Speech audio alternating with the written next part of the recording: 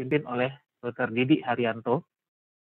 Beliau adalah pediatric cardiologist, konsultan di bagian kardiologi dan kardiovaskular RSPM Jamil Padang, dan beliau juga sebagai ketua IDAI Sumatera Barat. Untuk tidak memperpanjang waktu, kegiatan ini akan saya serahkan kepada Dr. Didi Haryanto. Waktu dan tempat dipersilahkan.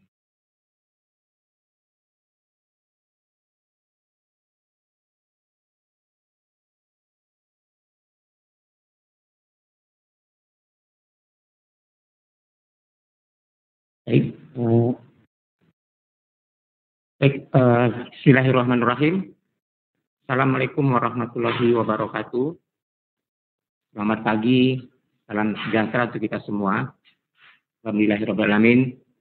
Bersyukur kepada Allah atas semua rahmat yang dilimpahkannya kepada kita, dan bersolawat kepada Nabi kita Muhammad Sallallahu Alaihi Wasallam dengan ucapan Allahumma sholli ala sayyidina Muhammad.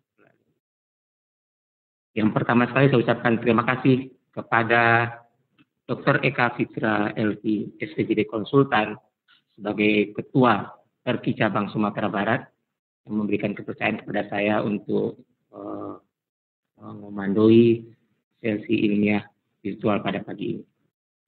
Yang saya hormati para guru besar, para senior, sejawat yang sempat mengikuti virtual seminar atau webinar pulmonary hypertension oleh Perki Cabang Sumatera Barat. Webinar ini dari 2 sesi. Sesi pertama adalah penyampaian materi oleh 2 narasumber kita, oleh Dr. Mefriani, SPJD Konsultan, dengan judul Role of Echocardiography in Pulmonary Artery Hypertension. Dan yang kedua oleh Dr. Kino, SPJD Konsultan, dengan judul Pulmonary Arterial Hypertension due to the congenital heart disease. Sementara sesi kedua adalah tanya jawab. Jadi setelah kedua pembicara presentasi, kita masuk nanti ke sesi tanya jawab. Kepada para peserta webinar pagi ini, dipersilakan menuliskan kalau ada pertanyaan di form Q&A. Kemudian peserta juga wajib mengikuti acara sampai selesai, karena sertifikat hanya akan dikirimkan ke email jika mengikuti acara keseluruhan atau minimal 1 jam kehadiran. Baik, Bapak Ibu yang saya hormati, kita masuk kepada topik pertama yang akan disampaikan oleh Dr. Mefriani, SPJD Konsultan, dengan judul Role of Echocardiography in Pulmonary Artery Hypertension. Waktu kita berikan maksimal 30 menit kepada Dr. Mefriani. Mohon CV beliau ditampilkan.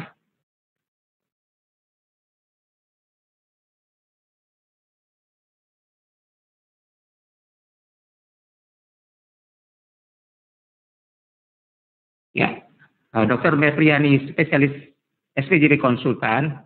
Beliau adalah Kepala Divisi Non-Invasive Diagnostik dan Cardiovascular Imaging, Department of Cardiology, Fakultas Medicine, Medical Faculty of Universitas Andalas, dan Dr. M. Jamil Padang, Rumah Sakit M. Jamil Padang.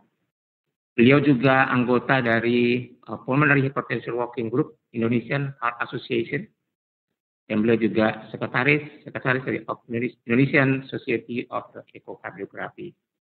Beliau interest di bidang echocardiography. Baik, kepada Dr. Mefriani kita persilakan untuk menyampaikan materinya. Silakan Dr. Yani.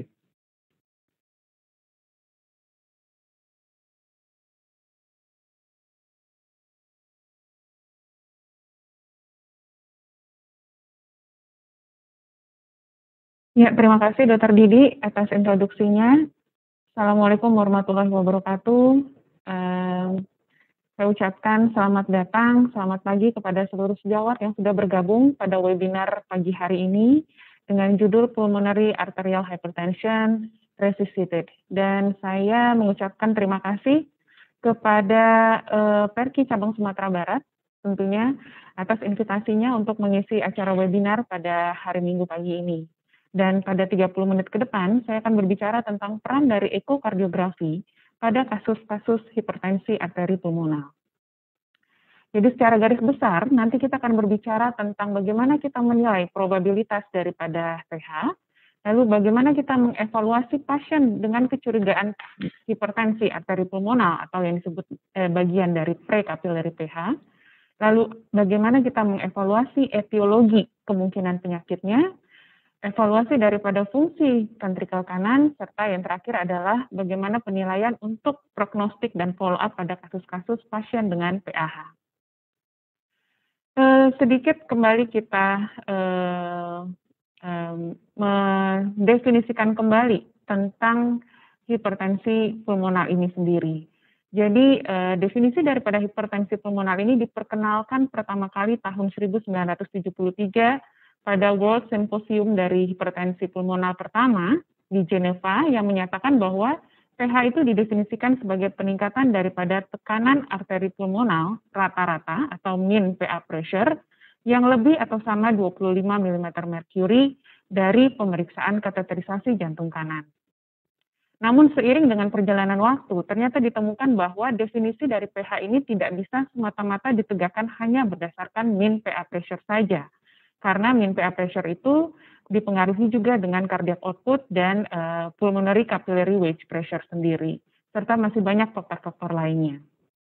Oleh karena itu, Kovac dan kawan-kawan melakukan studi ulang kepada 1.100 lebih dari pasien-pasien normal untuk menilai mean PA pressure dan mendapatkan bahwa ternyata rata-rata mean PA pressure pada subjek normal itu hanya berkisar 14 mm merkuri.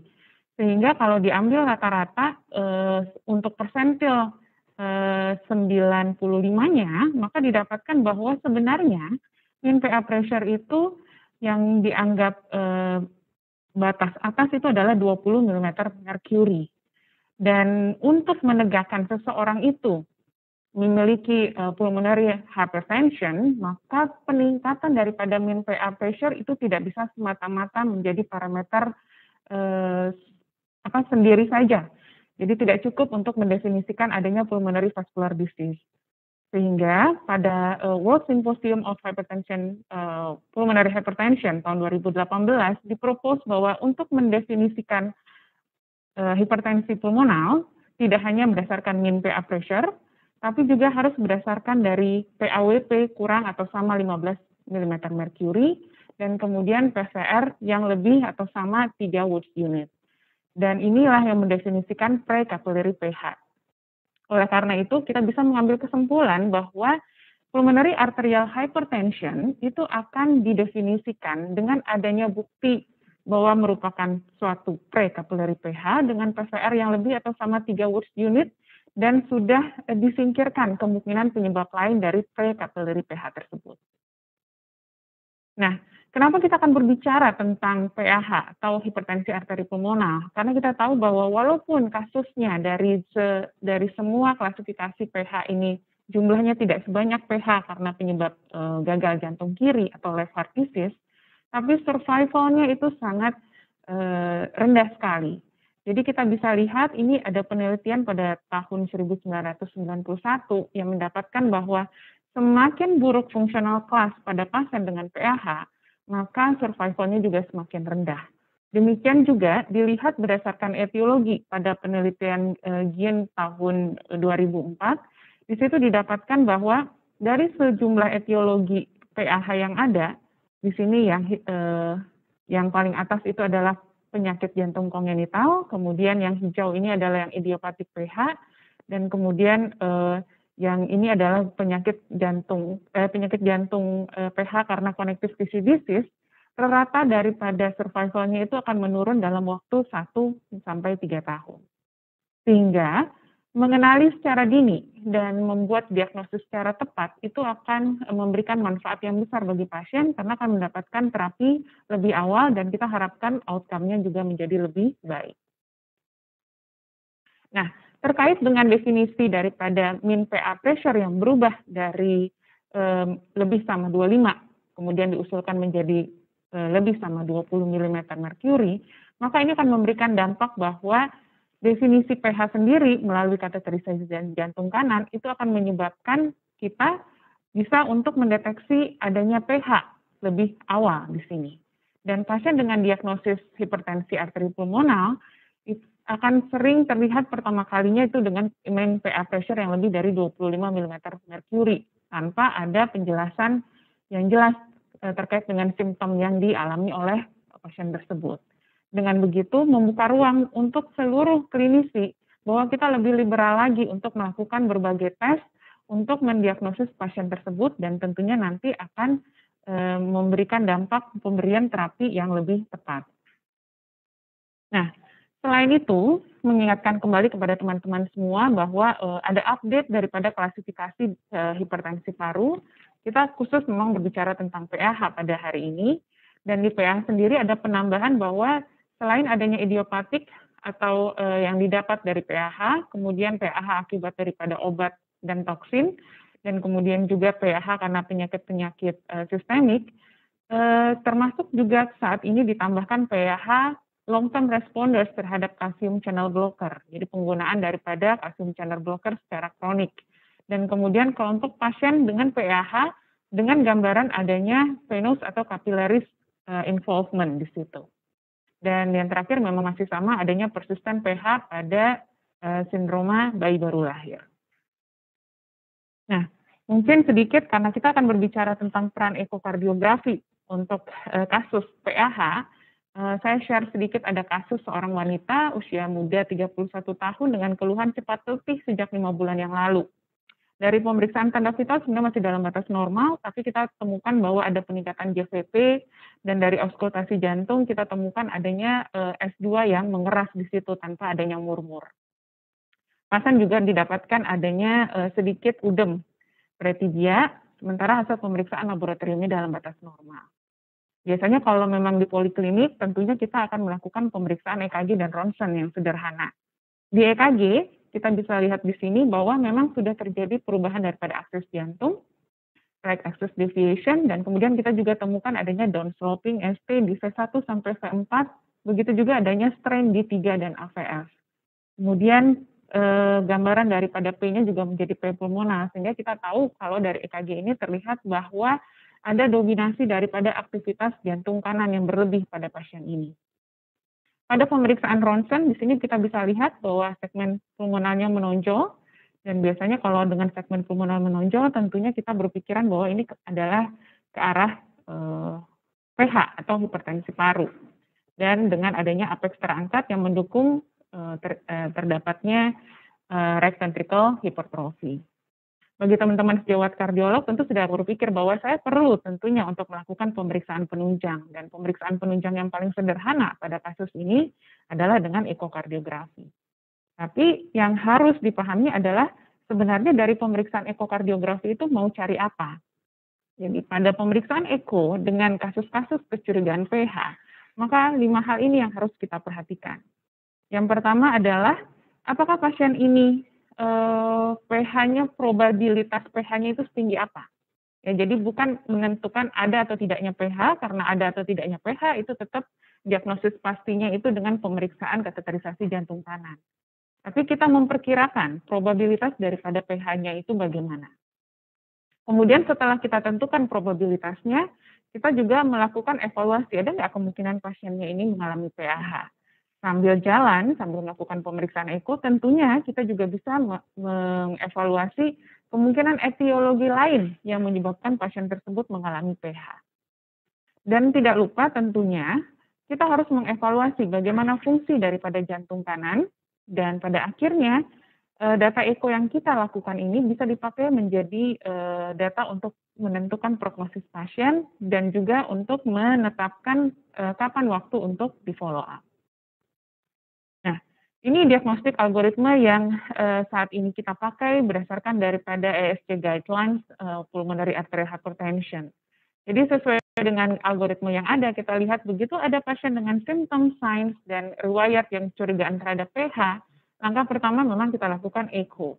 Dengan ekokardiografi, kita mesti tentukan possibility-nya itu apakah termasuk possibility yang high atau intermediate, atau ternyata pasien ini yang low. Kalau memang ternyata low probability untuk pH, tentunya kita harus melakukan pemeriksaan lain untuk menyingkirkan kemungkinan penyebab lain. Sementara pada high atau intermediate, di sini dibuka ruang untuk mengevaluasi yang lain-lain. Dan keuntungannya sebenarnya di ekokardiografi sendiri, kita juga bisa pada tahap itu sudah memastikan bahwa pH-nya tidak disebabkan oleh left heart disease. Ya, jadi memang harus kalian mengevaluasi apakah ada keterlibatan daripada jantung kiri yang menyebabkan pasien itu mengalami pH di situ. Nah, untuk probabilitas daripada eko sendiri, di sini diperkuat lagi dengan penelitiannya Yagi dan kawan-kawan 2020 yang menyatakan adalah kalau kita menemukan pasien tersebut probability untuk pH-nya itu tinggi, sebenarnya sudah disarankan untuk dilakukan kateterisasi jantung kanan. Sementara kalau misalnya probabilitasnya rendah, kita harus pikirkan diagnosis lain di situ.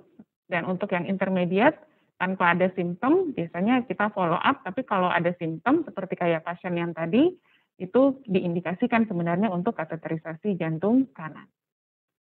Nah, pertanyaannya berikutnya adalah, apakah bisa kita mengerjakan kateterisasi jantung kanan? Kita tahu semua bahwa kateterisasi jantung kanan itu merupakan gold standar untuk menegakkan diagnosis pH, walaupun level of evidence-nya memang 1C.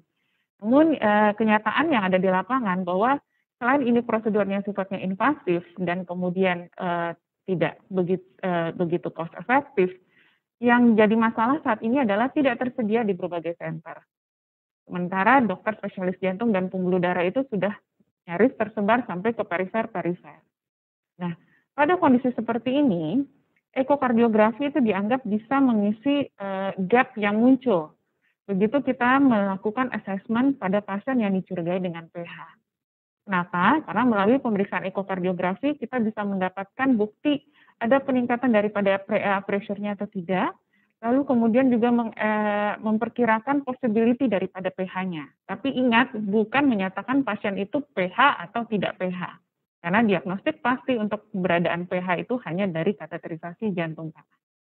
Kemudian yang kedua, kita bisa mendapatkan informasi yang terkait dengan fungsi dan ukuran daripada ventrikel kanan, lalu kemudian juga mencari etiologi, patofisiologi, serta prognosis dari pasien tersebut.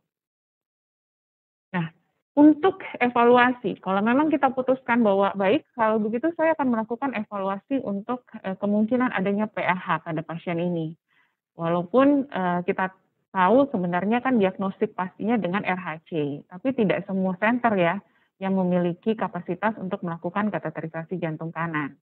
Jadi sementara waktu nih misalnya, kita mau memikirkan bahwa untuk mulai menginisiasi terapi, tapi kita belum punya modalitas untuk kateterisasi jantung kanan, maka dianjurkan memang evaluasi dari PAH ini kita coba dinilai itu berdasarkan ekokardiografi, walau mungkin akurasinya tidak sebesar dengan pemeriksaan kateterisasi jantung kanan. Kembali lagi di tabel dari Sixth World Symposium of Pulmonary Hypertension, PAH yang tergolong pada pre-kapilari pH itu dinyatakan dengan 3 hal ini, bahwa pada kateterisasi jantung kanan didapatkan MPAP lebih dari 20, PAWP-nya kurang atau sama 15 mm merkuri, dan PVR-nya lebih atau sama 3 Wood unit. Nah, dari data yang didapat kateterisasi jantung kanan ini, maka kita dari POPJA, hipertensi paru, PERKI, mencoba mempropos data yang ada tersebut dikonversikan dengan ekokardiografi, di mana kita bisa memikirkan bahwa seseorang itu mengalami hipertensi arteri pulmonal kalau misalnya dari pemeriksaan eko kita dapatkan adanya high probability pH, kemudian saat kita melakukan PVR didapatkan PVR-nya lebih atau sama 3 Wood unit, dan yang ketiga adalah E per E prime-nya itu kurang atau sama 15, yang merupakan konversi daripada PAWP dan menunjukkan adanya normal LV filling pressure. Nah, untuk itu kita akan coba diskusikan langkah-langkah mengevaluasi keberadaan daripada PAH tersebut berdasarkan ekokardiografi. Langkah yang pertama adalah mengukur probabilitas dari pH tersebut.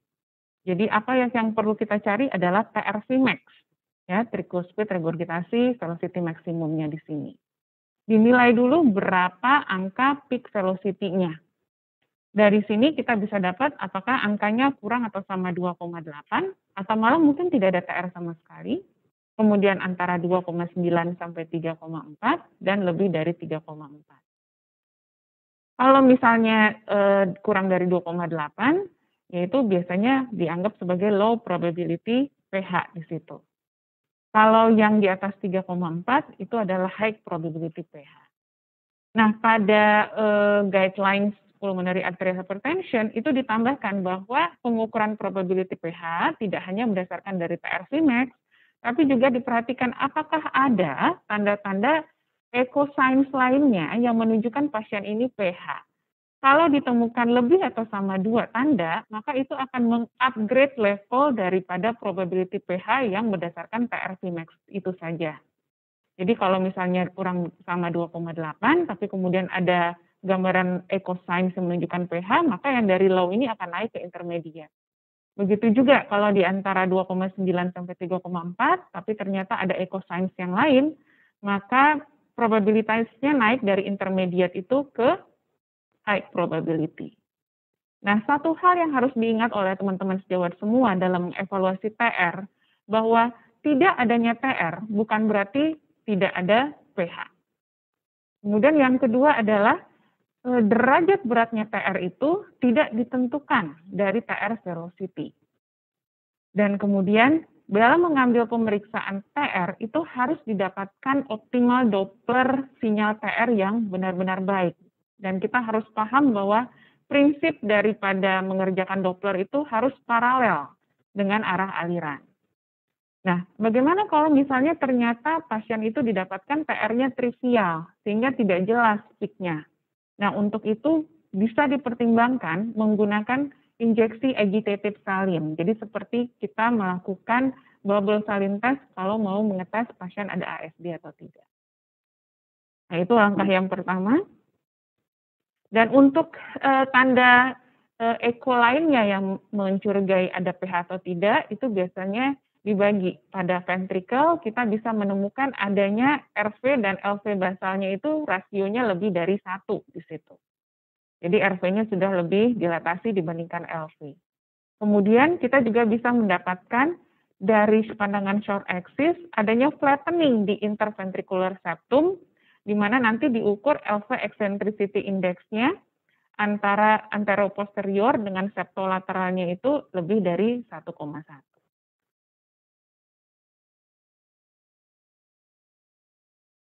Nah, kemudian dari arteri pulmonal, kita akan mendapatkan bahwa coupling daripada RV itu lebih besar dari PA. Jadi didapatkan kalau kita mengukur MPAP, maka RV acceleration time-nya itu kurang dari 105. Dan kadang kita bisa menemukan seperti yang di sini, ini ada notching di mid-systolicnya. Jadi puncaknya 2, ada takik di situ. Itu juga merupakan tanda yang suggesting ke arah pH. Lalu kemudian kalau dilakukan CW Doppler, didapatkan adanya early diastolic PR velocity, di mana puncaknya ini lebih dari 2,2 meter per second, dan PA diameternya itu lebih dari 25 mm. Jadi ini tanda yang bisa kita temukan pada daerah arteri pulmonal. Kemudian selanjutnya di daerah vena cava inferior dan right atrium, bila kita menemukan estimated RA pressure-nya lebih dari 15, dengan diameter lebih dari 21, dan collapsibility-nya kurang dari 50%, itu sudah menjadi salah satu tanda ke arah pH. Begitu juga kalau mendapatkan RA area yang diukur pada N systolic. Jadi jangan lupa kalau mengukur area di daerah atrium, kita mengukurnya pada fase N systolic, dan RA area ini didapatkan lebih dari 18 cm per segi. Kedua tanda ini juga merupakan tanda yang mengarahkan kita untuk mencurigai adanya pH pada pasien kita.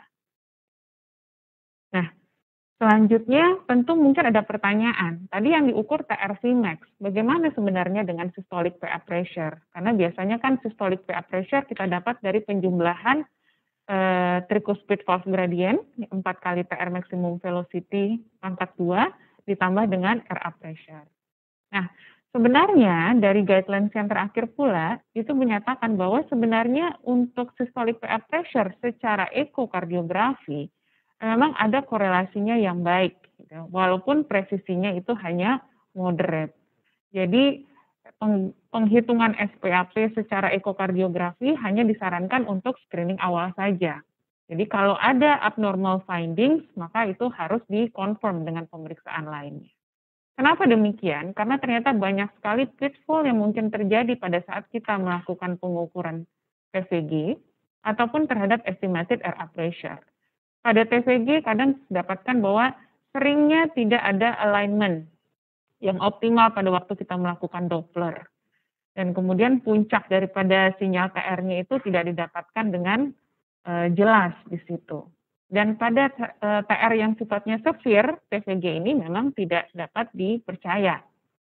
Dan kalau misalnya pasien itu ternyata kita curigai pH, tapi TR-nya tidak ada, itu bukan berarti bahwa pasien tersebut tidak ada pH. Ya, jadi memang tidak merupakan suatu hal yang pasti di situ. Dan dengan rumus yang ada ini, kita bisa lihat bahwa karena TR Vmax-nya itu dikuadratkan, maka kalau misalnya kita salah mengukur sedikit saja, itu akan memberikan dampak yang besar terhadap angka daripada systolic PA pressure-nya. Sedangkan pada pengukuran IVC, kadang-kadang kita sering menemukan IVC itu tidak dapat terlihat dengan jelas, dan kemudian akurasi daripada IVC-nya itu juga terbatas. Ada penelitian menyatakan bahwa dari IVC secara eko dengan yang invasif hanya didapatkan angka akurasinya itu hanya 34%. Oleh karena itu, makanya dipropos untuk menilai pH, lihat dari TR Vmax, instead of melihatnya dari systolic PA pressure. Nah, untuk kolerasi antara Doppler, kemudian invasif systolic PA pressure yang tadi saya nyatakan, jadi memang ada penelitian dari Fisher et al. Tahun 2009, itu mendapatkan bahwa 48% pasien dengan Doppler dibandingkan dengan yang secara invasif, itu ternyata hasilnya ada ketidaksesuaian sampai 10 mm merkuri. Jadi kalau lihat di Bland-Altman plotnya ini, kita lihat yang di tengah-tengahnya ini, jadi di sini banyak sekali biasnya. Nah, untuk itu kenapa ini bisa terjadi? Ditelusuri bahwa kalau ternyata angkanya underestimasi, umumnya penyebabnya karena sinyal TR-nya yang tidak optimal. Sementara overestimasi penyebabnya akibat daripada pengukuran IVC-nya yang tidak tepat. Sehingga pada penelitian ini menyatakan bahwa kita tidak bisa hanya berlandaskan atau berpatokan pada satu parameter ekokardiografi saja untuk menyimpulkan bahwa seseorang itu punya pH atau tidak. Oleh karena itu, saya ingatkan kembali bahwa untuk menilai probabilitas daripada pH, maka yang kita pakai adalah peak PR velocity, jadi bukan systolic PA pressure. Oke. Kemudian yang kedua, pertanyaannya mungkin terkait dengan mean PA pressure. Bagaimana perannya mean PA pressure di sini? Mungkin kalau teman-teman biasanya juga ada yang masih menggunakan pengukuran mean PA pressure dalam praktek ekokardiografi sehari-harinya. Memang mean PA pressure ini masih dianggap sebagai salah satu parameter yang boleh tetap dikerjakan untuk mengevaluasi kemungkinan pasien tersebut menderita PH atau tidak. Tapi tidak bisa berdasarkan MPAP saja untuk menyatakan bahwa pasien itu PH. Ya. Jadi tidak bisa single parameter saja untuk menunjukkan pasien tersebut mengalami PH. Parameter yang kita pakai boleh, silakan Anda mau pakai dari peak PR velocity atau memang kita pakai dari accelerated time saja atau dari systolic PA pressure ditambah PADP. Komponen dalam pemeriksaan eko yang diperlukan hanya mengambil CW Doppler di tingkat arteri pulmonal, kemudian di tingkat RVOT itu diambil VTI-nya. Oke.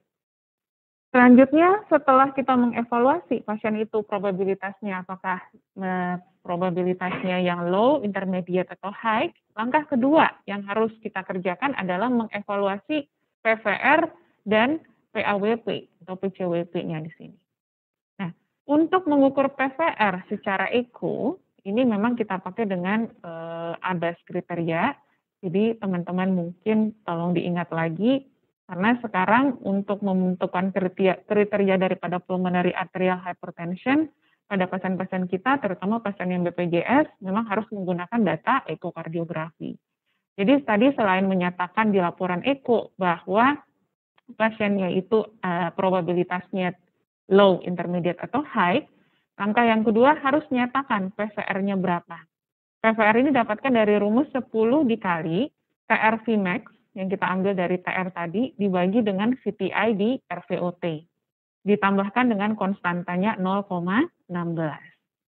Ya. Jadi di sini ditegaskan lagi bahwa peningkatan diastolic PA pressure tidak selalu menunjukkan adanya peningkatan daripada PVR. Nah, PVR ini dipakai untuk bisa membedakan apakah peningkatan daripada pulmonary pressure-nya itu akibat daripada high flow atau memang pasiennya dengan PCD di sini.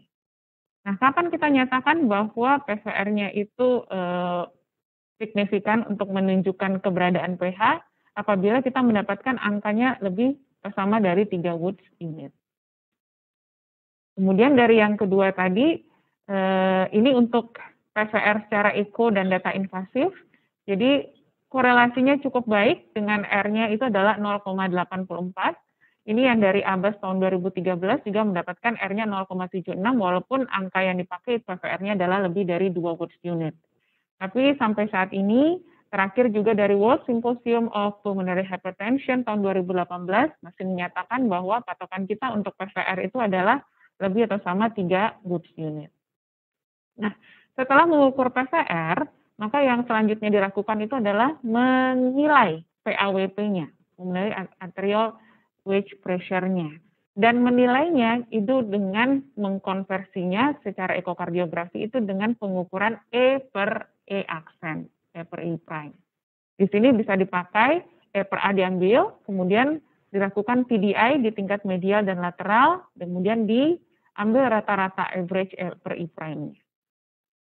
Nah, kemudian yang ketiga, setelah itu sambil melakukan pemeriksaan ekokardiografi juga, maka kita bisa melakukan pemeriksaan evaluasi terhadap kemungkinan adanya etiologi. Jadi etiologi yang pertama adalah penyakit jantung kongenital, apakah ada atau tidak di situ. Lalu kemudian apakah ada penyakit jantung katup left-sided valve disease di situ. Kemudian apakah ada disfungsi daripada systolic LV dan kemudian disfungsi daripada diastolic LV. Dan ini bisa dikerjakan bersamaan pada pemeriksaan ekokardiografi. Penting sekali di sini adalah harus bisa kita bedakan apakah seseorang itu mengalami pH-nya itu adalah di pulmonary arterial hypertension atau yang hipertensinya itu di vena pulmonalnya. Karena nanti akan sangat mempengaruhi terhadap terapi yang kita berikan di situ. Umumnya, kalau memang ada hipertensi di vena pulmonal, maka akan ada keterlibatan daripada left-sided heart disease. Baik, kemudian untuk assessment pH terhadap left heart disease, jadi memang ini merupakan hal yang sifatnya krusial sekali. Seperti mungkin dilihat di gambar ini, kalau kita temukan LA-nya sudah dilatasi, kemudian IAS-nya itu bulging ke arah kanan, lalu kemudian dengan fungsi diastoliknya yang terganggu, maka kecurigaan kita lebih besar bahwa pH ini akibat daripada masalah di jantung sebelah kirinya. Tentunya pemeriksaan lengkap termasuk riwayat pasien, EKG juga, dan data lainnya perlu untuk mengidentifikasi apakah betul pasien tersebut pH akibat daripada gagal jantung kiri. Nah, yang keempat itu adalah mengevaluasi fungsi daripada ventrikel kanan. Nah, kita tahu bahwa ventrikel kanan merupakan ruang utama yang harus berhadapan dengan peningkatan afterload dari pembuluh darah di paru sendiri. Sehingga kalau misalnya kita mendapatkan pasien pH dan kemudian dievaluasi terjadi dilatasi atau disfungsi daripada ventrikel kanannya, ini menjadi salah satu pertanda bahwa kemungkinan prognosis pasiennya ini tidak baik. Nah, untuk mengukur fungsi pH, kita bisa pakai dengan TAPSE, tentunya teman-teman sudah tahu semua, yang mungkin harus diingat kadang-kadang kurang akurat kalau ada displacement daripada apex-nya.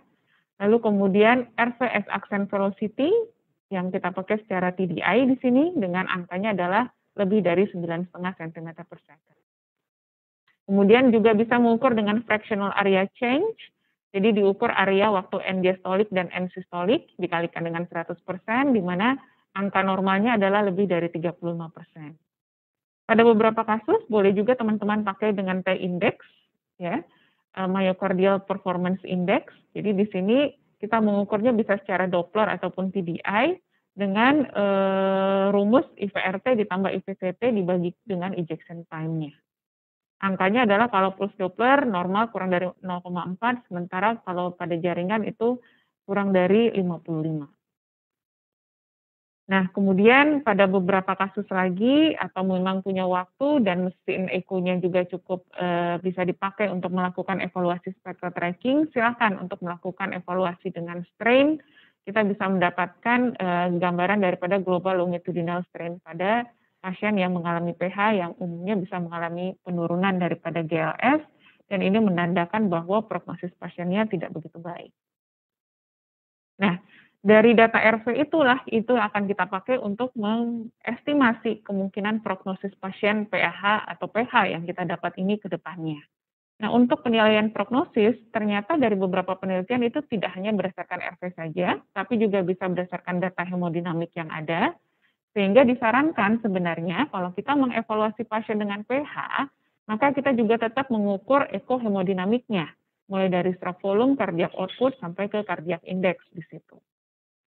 Dan kalau untuk pasien dengan PH yang mengalami gangguan pada fungsi ventrikel kanan, maka kita bisa lihat di sini bahwa pada beberapa parameter echo itu sudah banyak penelitian menyatakan prognosis terhadap pasien dengan PH tersebut.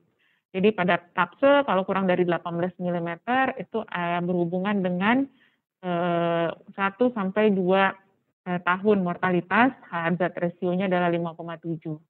Dan kemudian kalau pada T-index juga didapatkan penelitian pada 5-year survival rate-nya. Di situ kalau T-index-nya lebih atau sama 0,83, maka survival-nya itu 4%. Kemudian untuk X-axis velocity dengan angka kurang dari 9,7 didapatkan itu berhubungan dengan kontraktilitas RV yang abnormal.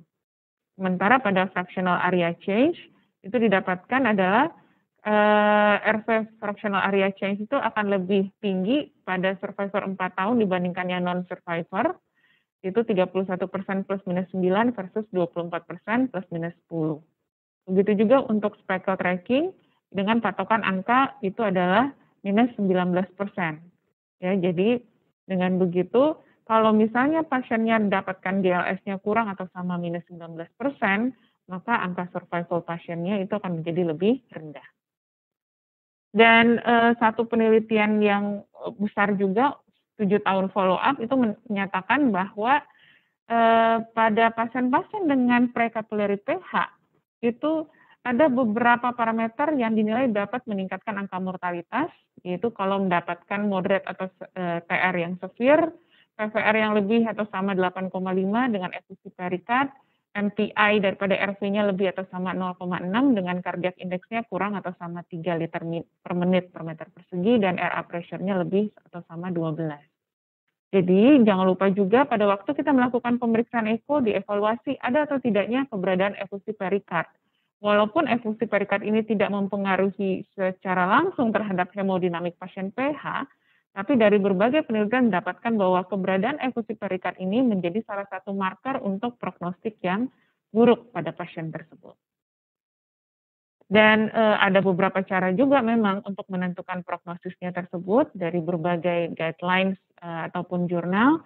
Tapi kita dapatkan di sini kalau dari ESC guidelines itu menunjukkan bahwa bila kita menemukan adanya RA area itu yang di atas 18 cm persegi dan kemudian adanya pericardial effusion, itu sudah menjadi marker untuk peningkatan resiko pasien intermediate ataupun high risk.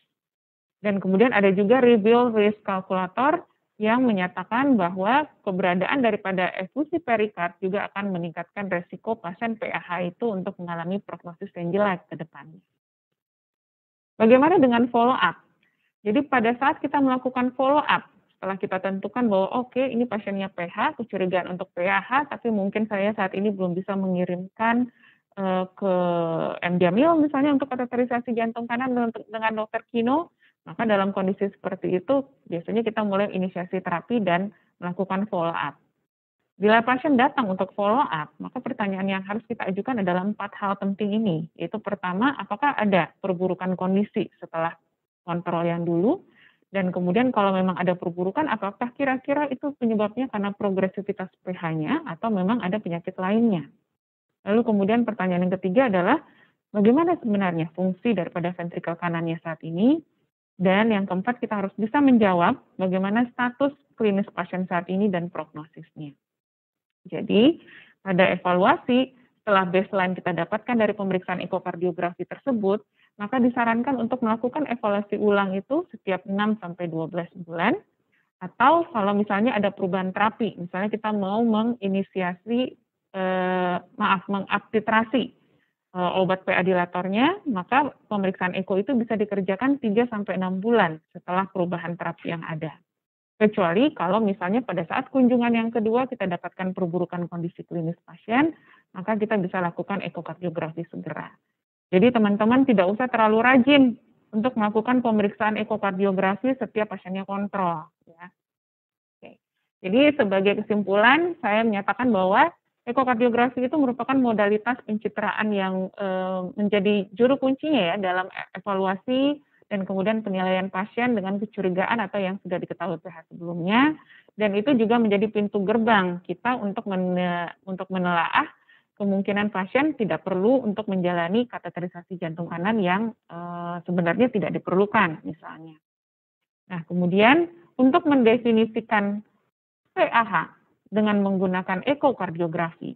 Nah, sesuai dengan usulan dari Working Group Pulmonary Hypertension dari PERKI pusat, maka kita mesti mempertimbangkan yang pertama keberadaan daripada high probability PH, kemudian yang kedua adanya E per E aksen yang lebih dari 15, dan PVR yang lebih atau sama 3 Woods unit.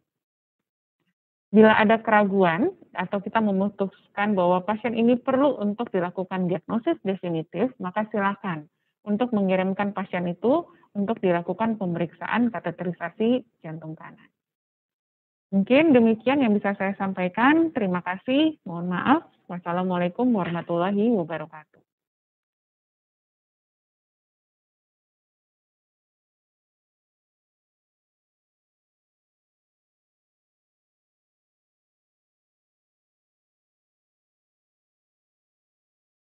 Baik, terima kasih Dr. Mevriani, sangat informatif dan complicated ya.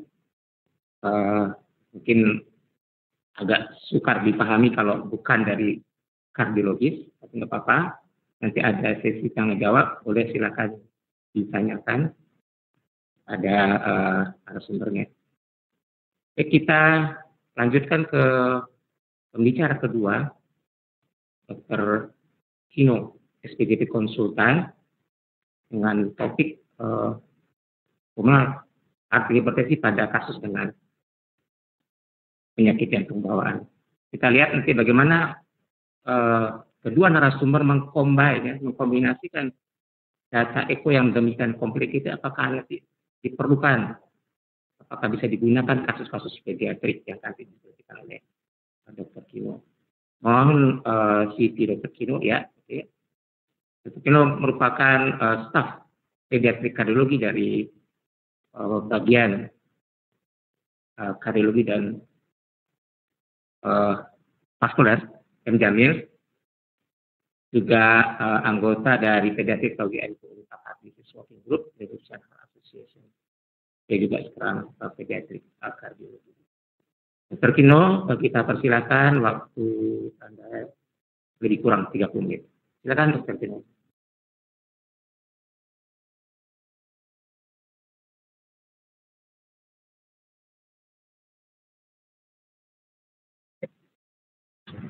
Assalamualaikum warahmatullahi wabarakatuh. Terima kasih Dr. Didi. Terima kasih kepada PERKI Pusat, PERKI Cabang Sumatera Barat yang telah mengundang kami untuk ikut berpartisipasi pada acara pada pagi hari ini.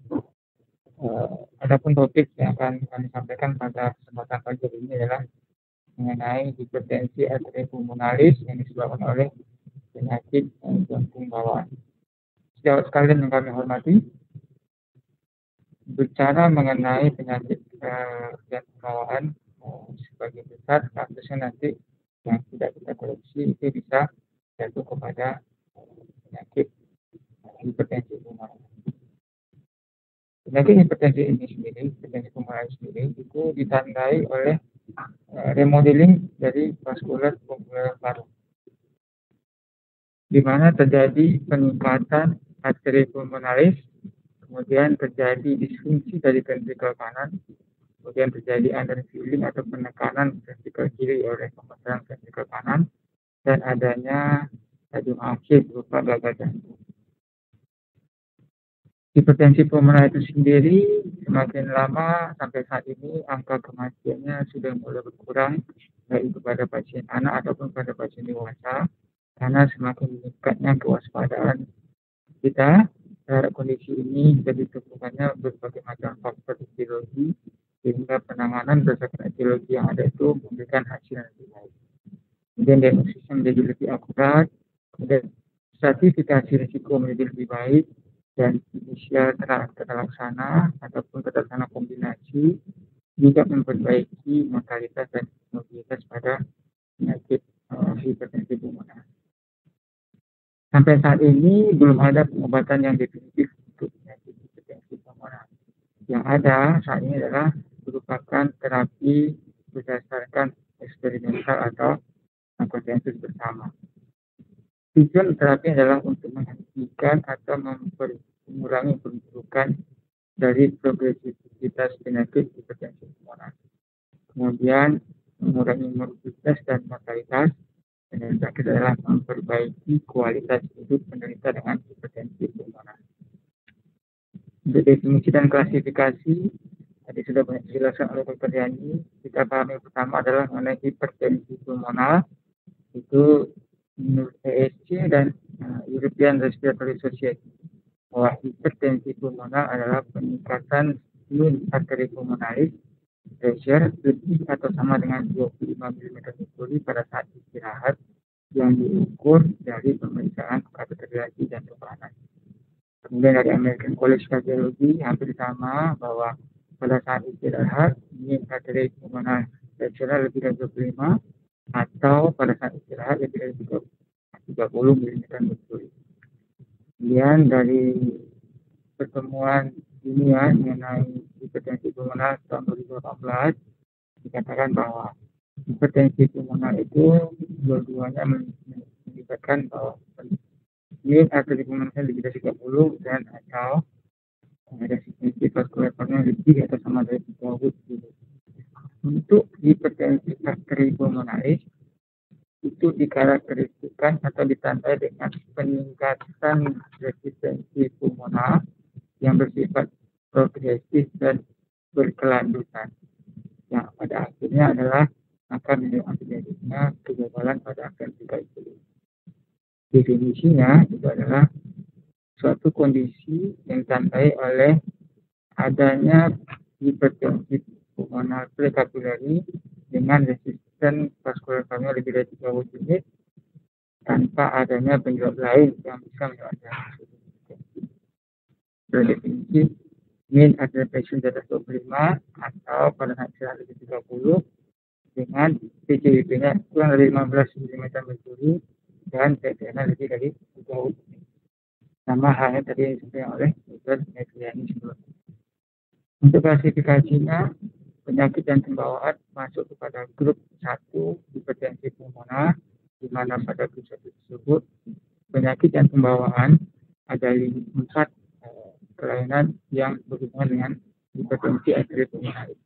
Yang pertama adalah sindrom Eisenmenger, di mana pada sindrom Eisenmenger penyakit jantung bawaan harus berupa adanya defek, di mana aliran defek pada penyakit jantung bawaan dengan sindrom Eisenmenger berubah hiraunya dari kanan ke kiri, sehingga klinis pada pasien ditemukan adanya cyanosis dan tanda hipoksia yang disebabkan oleh cyanosis tersebut.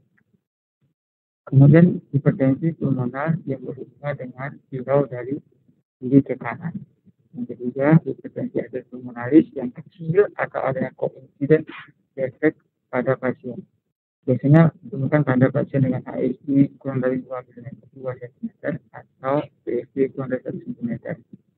Hal ini dicurigai bahwa efek pada penyakit jantung bawaan ini juga bersamaan atau berkoinsiden dengan adanya idiopathic hipertensi pulmoner arteri. Dan yang terakhir adalah hipertensi arteri pulmonalis yang terjadi meskipun koreksi pada DP-nya sudah dilakukan baik operasi ataupun intervensi perkutan. Hipertensi pulmoner pada penyakit jantung bawaan itu ditemui sekitar 5-10% pada pasien dewasa dengan penyakit jantung bawaan. Aliran darah ideal dari kiri ke kanan yang disebabkan oleh adanya defek komunitas akan menyebabkan terjadinya peningkatan resistensi dari vaskular paru. Kemudian sindrom Eisenmenger merupakan stadium akhir dari penyakit jantung bawaan yang ada di Afrika. Data dari Taiwan tahun 1999 sampai 2011 menyebutkan bahwa 11% pasien hipertensi pulmoner itu adalah hipertensi pulmoner yang disebabkan oleh penyakit jantung bawaan. Di rumah sakit Jamil sendiri, kita melakukan kateterisasi kanan, itu sudah menemukan bahwa sekitar 54% pasien adalah dengan hipertensi arteri pulmoner. Pada pasien yang melakukan intervensi, itu sekitar separuhnya hipertensi arterial pulmoner. Mengenai histopatologi dan patofisiologi daripada hipertensi arteri pulmoner, bila kita lihat pada bagian berikut ini, di sini kita lihat bahwa ada kondisi paru dalam keadaan normal dibandingkan dengan kondisi paru yang mengalami hipertensi arteri pulmoner. Secara umum terlihat di sini bahwa bagian dari proximal arteri akan mengalami dilatasi, sementara pada bagian distal arteri itu mengalami vasokonstriksi. Hal ini disebabkan adanya peningkatan flow dan tekanan karena adanya kelainan jantung bawaan yang akan menyebabkan terjadinya penekanan hemodinamik secara paksa, di mana pada bagian distal arteri akan menyebabkan terjadinya muskularisasi otot polos pada arteri distal, sehingga akan menyebabkan terjadinya disfungsi endotel. Disfungsi endotel ini akan berujung pada oklusi dari pembuluh darah. Akibatnya apa? Akan terjadi peningkatan arteri pulmonalis dan peningkatan resistensi vaskular dari pembuluh darah, sehingga akan terjadi hipertrofi daripada otot polos pada pembuluh darah. Ujung-ujungnya akan terjadi dilatasi pada bagian proksimal dari arteri. Di sini disfungsi endotel yang terjadi akan menyebabkan perubahan pada sel atau polos. Disfungsi endotel yang terjadi pada adanya aliran viral dari sisi kanan pada defek jantung pulmoner bawaan itu mempengaruhi fungsi endotel. Ada 3 jalur yang menyebabkan perubahan pada hipertensi arteri pulmoner ini. Yang pertama adalah jalur nitric oxide pathway. L-arginin akan dirubah oleh L-citrulline oleh NOS menjadi nitric oxide. Nitric oxide ini akan bekerja menstimulasi GTP menjadi siklik GMP melalui soluble guanine silase. Siklik GMP inilah yang akan mempengaruhi relaksasi dan mengurangi proses proliferasi pada sel otot polos. Kemudian prostacyclin pathway itu akan menghasilkan prostacyclin yang berikatan kepada reseptor IP, di mana reseptor IP ini akan menstimulasi adanya siklase, mengubah ATP menjadi siklik AMP. Siklik AMP inilah yang nanti akan mempengaruhi relaksasi dan penurunan proliferasi daripada sel otot polos. Yang ketiga adalah endothelin pathway, di mana endothelin 1 yang berikatan pada reseptor ETB dan ETA itu akan mempengaruhi proses relaksasi dan proliferasi pada sel otot polos, di mana ETB ini akan mengalami konstriksi dan proliferasi sel otot polos, sehingga pada proses mekanisme patofisiologi ini obat-obat farmakoterapi yang diberikan bekerja pada masing-masing target hingga akhirnya hipertensi arteri pulmonalis akan bisa dikurangi atau diperlambat prosesnya menjadi pH yang irreversibel. Ini adalah progresivitas dari arteri pulmonaris hypertension yang terjadi di sini terlihat pertama adalah dalam kondisi normal, sel endotel dan muskel otot polos masih berfungsi normal.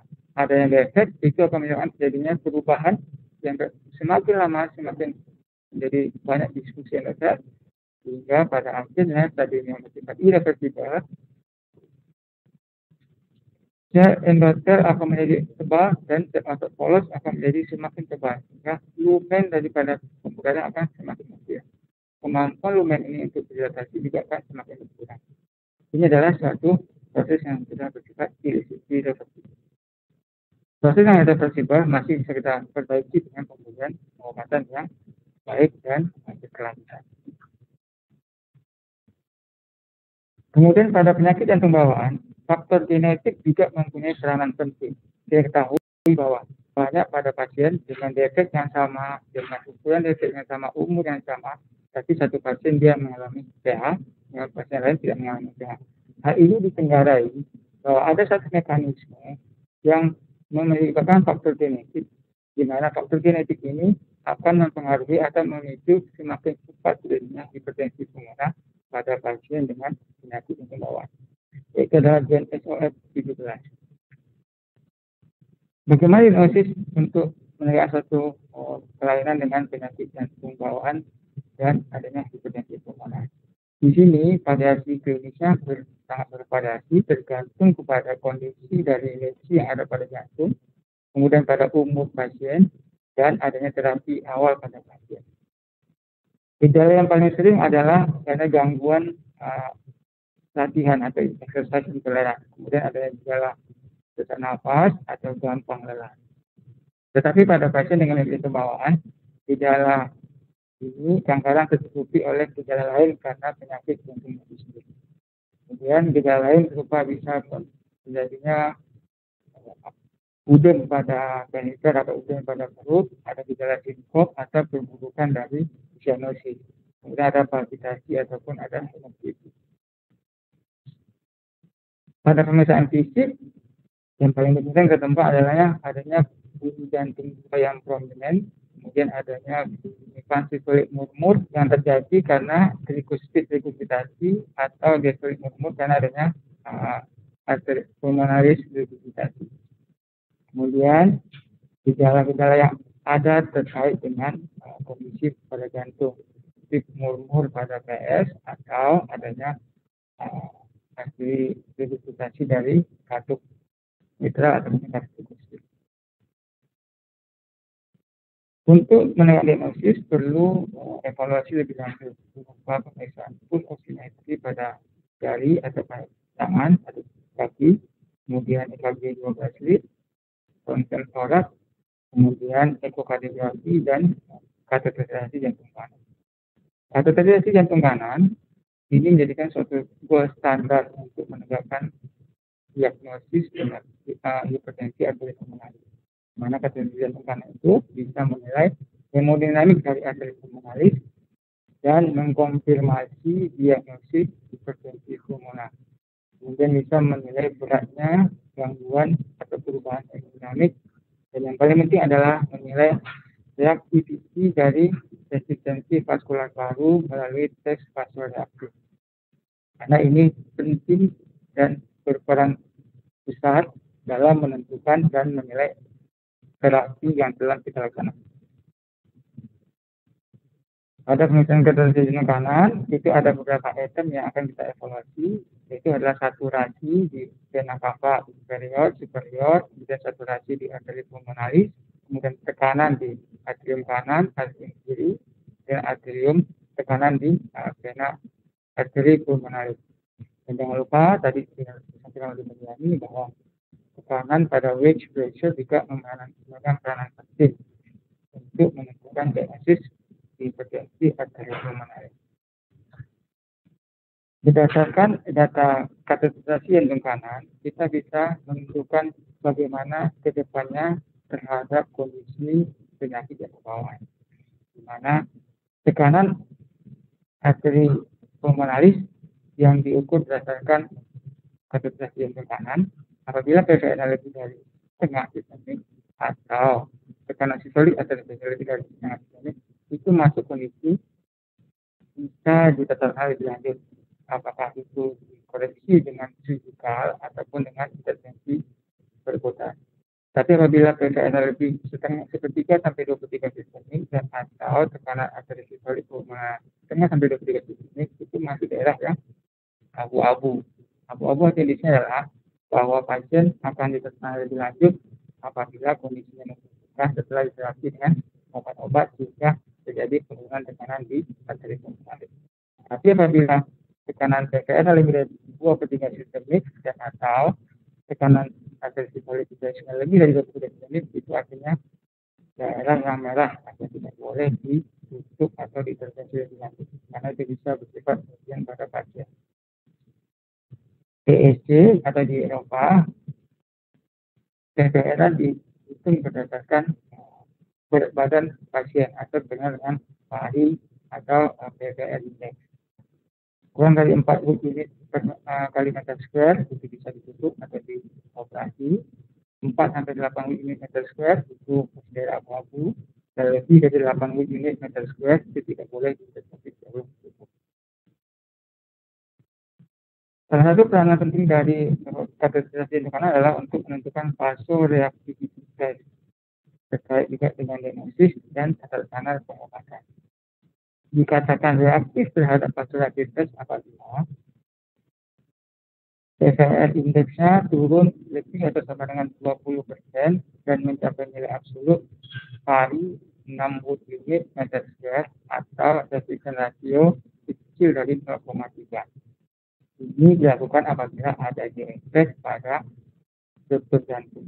Apabila tidak ada defek seperti hepatit pH, itu dikatakan reaktif terhadap vasoreaktivitas apabila terjadi penurunan min pulmonary artery pressure lebih dari 10 mm air raksa dan mencapai nilai absolut di bawah 40 mm air raksa. Ini merupakan satu bagan yang tadi juga disampaikan oleh Yani, terutama untuk mendiagnosis hipertensi arteri pulmonalis. Untuk penyakit jantung bawaan, setelah ada pemeriksaan klinis, ekokardiografi dan segala macam, perlu dilakukan kateterisasi jantung kanan. Kemudian dari kategori dan ekonomi akan dibangun diagnosis berdasarkan pulmoner ada apakah hipertensi arteri pulmonalisnya disebabkan oleh penyakit jantung bawaan. Pada penyakit jantung bawaan, ada satu hal yang berbeda terkait dengan hipertensi arteri pulmonalis. Adanya suatu sindrom yang disebut dengan sindrom Eisenmenger, di mana pada PDB dengan DSF terjadi perubahan aliran hijau yang awalnya adalah dari kiri ke kanan, kemudian lama-lama seksional hijau. Dan pada stadium akhir setelah terjadi perubahan struktur anatomi pada arteri pulmonalis, juga aliran darah berubah dari kanan ke kiri. Implikasi klinis yang terjadi adalah pasien akan mengalami cyanosis dan pada saat sindrom Eisenmenger kegagalan itu tidak boleh dilakukan penutupan defek yang ada pada jantung. Sindrom Eisenmenger itu klinis adalah merupakan suatu stadium akhir dari penyakit arteri pulmonalis, di mana gejala dan tandanya adalah berhubungan dengan cyanosis yang berkepanjangan dan biasanya dipicu oleh aktivitas. Akan ditemukan adanya clouding finger, akan ditemukan adanya diferensial cyanosis, terutama pada pasien PDA, di mana pada ekstremitas atas saturasinya masih baik, tetapi pada ekstremitas bawah saturasinya turun karena adanya surau dari kanan ke kiri yang akan mempengaruhi desaturasi pada ekstremitas bawah. Kemudian ada hyperviscosity yang berupa keluhannya berupa sakit kepala, gampang gelisah, tidak ada parestesi ataupun gangguan intoleransi. Bagaimana tata laksana pada pasien hipertensi arteri pulmonalis dengan penyakit jantung bawaan? Yaitu pertama adalah koreksi kelainan atau defek yang ada pada PDB tersebut dan diberikan terapi farmakologi. Berdasarkan kateterisasi jantung kanan, akan ditemukan adanya vasoreaktivitas yang positif atau negatif. kita lihat pertama adalah klinis pada pasien. Apabila ada shunt, ASD, PSD, PDA, berdasarkan umur dan kondisi nyata yang lainnya, apabila saturasi masih di atas 95 dan viralnya masih dari kiri ke kanan, itu bisa lebih lanjut, ditutup, intervensi, atau dioperasi. Tapi apabila saturasi sudah kurang dari 95, kadang-kadang viralnya sudah bidirectional, kita perlu melakukan kateterisasi jantung kanan. Sama seperti tadi, pada daerah yang bersifat abu-abu dan daerah yang merah, itu mandatory lakukan vasoreaktivity test. Apabila vasoreaktivitasnya bersifat positif, itu masih bisa dipertimbangkan untuk pemberian farmakoterapi ataupun tindakan lebih lanjut berupa intervensi atau pembentukan secara signifikan. Tetapi apabila faktor aktivitasnya bersifat negatif, itu diberikan obat-obat terapi pH, hipertensi arterial pulmonaris. Kemudian dilakukan pengulangan kateterisasi jantung kanan untuk menilai faktor aktivitas tersebut. Apabila telah diterapi dengan ventilator baru, ternyata faktor aktivitasnya masih bersifat negatif, jadi merupakan satu saja akhir, tidak perlu intervensi lebih lanjut, hanya diberikan terapi berupa obat arterial pulmonaris. Nah, pada daerah yang bersifat abu-abu, itu perlu ada suatu prediktor bahwa apakah ini pH-nya bersifat reversible atau irreversible. Karena meskipun sudah dilakukan intervensi pada kelainan diabetes bawaan tersebut, sekitar 7-13% itu masih bisa menetap dari pH-nya pada pasien tersebut. Pada anak-anak itu sekitar 2-6%. Prediksi ini diketahui dari umur atau tipe dari penyakit yang pembawanya, dan komorbiditas yang ada, dan dari pemetaan fisik ditemukan apabila ada cyanosis atau evaluasi ekokardiografi dan kateterisasi jantung kanan. Semua item ini akan bisa membantu kita untuk memprediksikan bahwa pH yang terjadi pada titik tersebut bersifat irreversibel atau bersifat negatif. Level evidence yang paling tinggi adalah melalui kateterisasi jantung kanan, di mana apabila pari kecil dari 40 unit itu bersifat reversibel, berarti kalau pari lebih dari 8 unit itu bersifat irreversibel.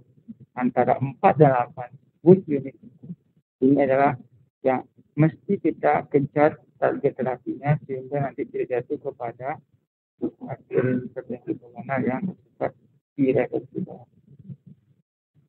Nah, pada kelompok inilah peranan obat-obat farmakoterapi sangat berperan yang menyebabkan nanti bisa membantu kualitas hidup pasien dengan penyakit hipertensi.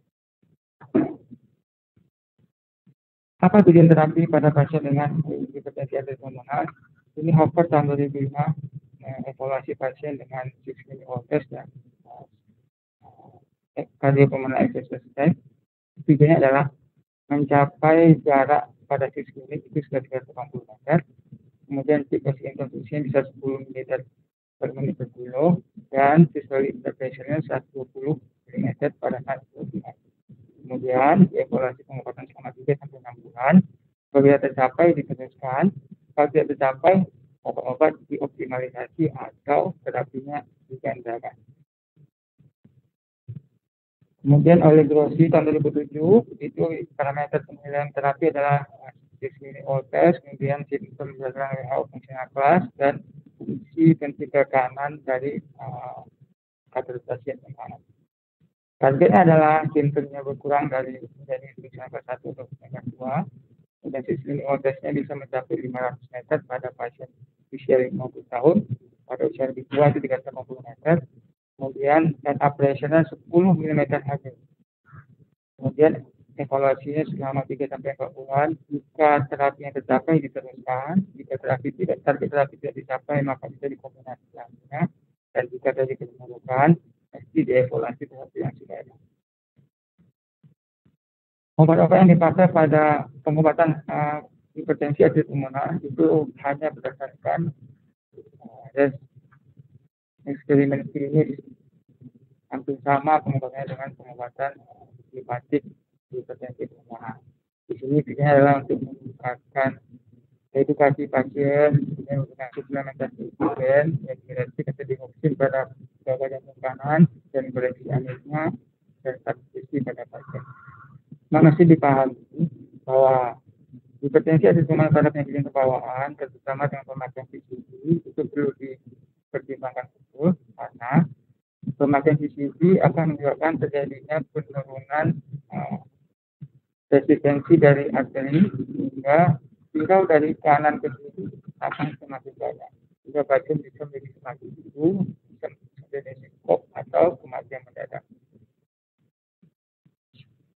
Ini adalah stratifikasi risiko pada ahli pulmonaris hipertensi yang dari disampaikan oleh Ini juga selain untuk prognosis juga penting untuk menentukan terapi atau obat-obat yang akan kita berikan. Untuk anak-anak sedikit berbeda karena ada di sini faktor pertumbuhan dan pemeriksaan pasiennya tidak seperti yang dewasa.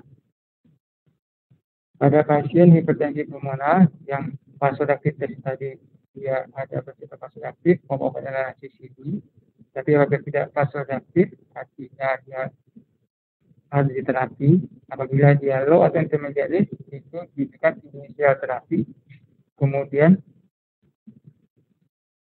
apabila inisial monoterapi ini tidak berbaikan, bisa diberikan kombinasi oral terapi. Tetapi pada pasien yang high risk, itu langsung diberikan inisial kombinasi terapi. Dan setelah dievaluasi, apabila evaluasi tersebut memperlihatkan bahwa kondisi klinis atau yang kita evaluasi tidak membaik, maka bisa diberikan double atau triple kombinasi.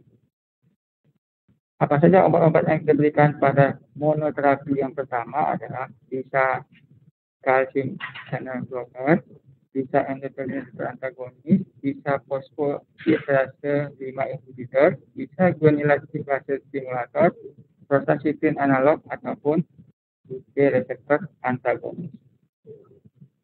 Di sini saya garis bawahi bahwa fosfoliesterase 5 inhibitor itu merupakan rekomendasi kelas 1A untuk fungsional kelas 2 WHO dan fungsional kelas 3 WHO. Sementara obat-obat lain bersifat inhalasi, itu yang paling direkomendasikan adalah apabila rekomendasi pertama ini tidak memberikan hasil yang baik, diberikan terapi yang bersifat kombinasi. Kombinasi antara sildenafil dan prostacyclin yang sering kita temukan di poliklinik itu rekomendasinya 2B/C.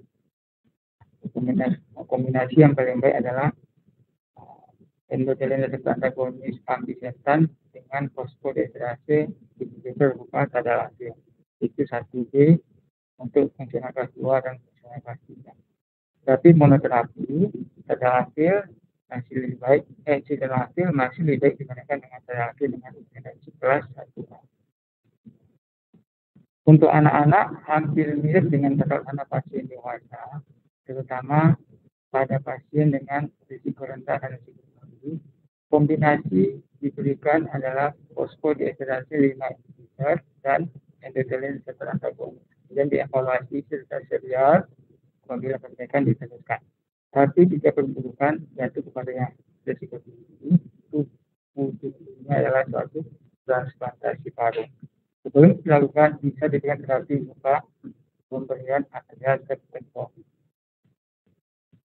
Kemudian dosis yang dipakai adalah untuk sildenafil 1 mg per kilo per kali pada pasien anak-anak atau pada pasien dewasa 3 kali 20 jam dalam sehari.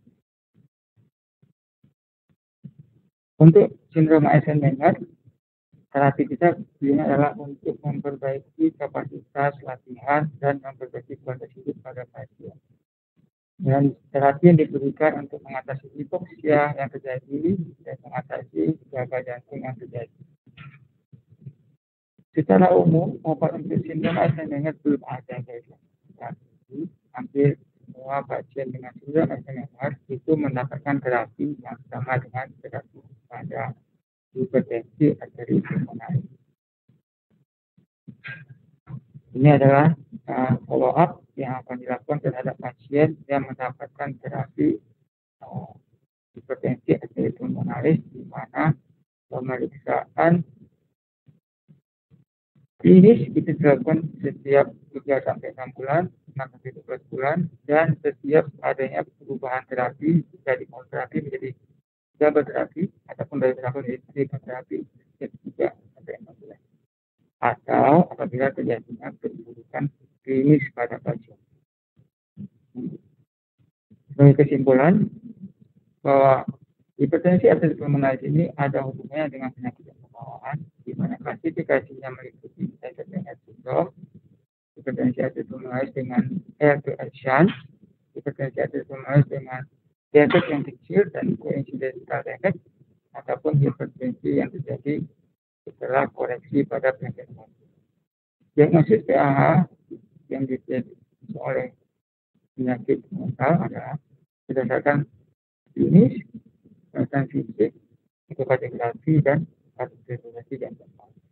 Dan tata laksana untuk penyakit arteri hipertensi pulmoner pada penyakit yang bawaan berupa koreksi defeknya dengan farmakoterapi. Farmakogen terapi yang ada itu bisa berupa endotelin reseptor antagonis, prostanoid, fosfodiesterase tipe 5 inhibitor, dan soluble guanila situasi stimulator ataupun kombinasi di antara obat-obat tersebut. Target dari terlaksananya adalah untuk memperbaiki kapasitas latihan dan memperbaiki kualitas hidup pasien dengan hipertensi arteri pulmonaris. Evaluasi rutin diperlukan untuk menilai keberhasilan terapi dan atau menilai fungsionalitas yang ada pada pasien. Demikian presentasi kami pada hari ini. Assalamualaikum.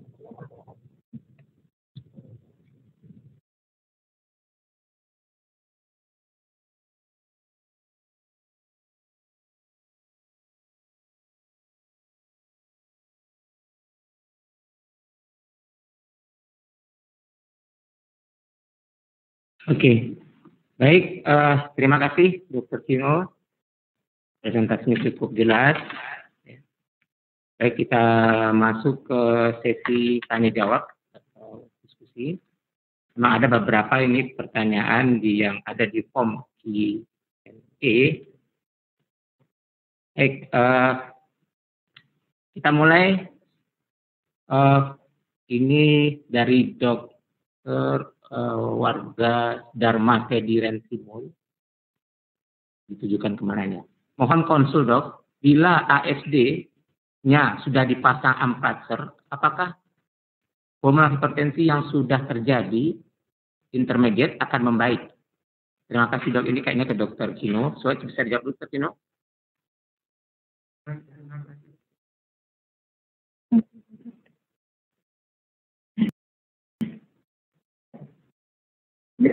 Ya, silakan mungkin dari Dr. Teddy. Terima kasih Dr. Didik. Ada 2 pertanyaan. Ya, apabila reseptor defeknya sudah dilakukan koreksi, baik itu secara intervensi ataupun dengan surgical koreksi, itu ada kemungkinan hipertensi pulmoner masih menetap. Tetapi sebelum dilakukan intervensi, pasti sebelumnya akan mulai terlebih dahulu apakah pada pasien sudah terjadi kerusakan vaskuler paru yang bersifat irreversibel. Itu tadi peranan adanya kateterisasi jantung panas. Apabila sudah terjadi peningkatan PALI atau pulmonary resistance index yang lebih dari 80 unit dan tidak reaktif dengan oksigen,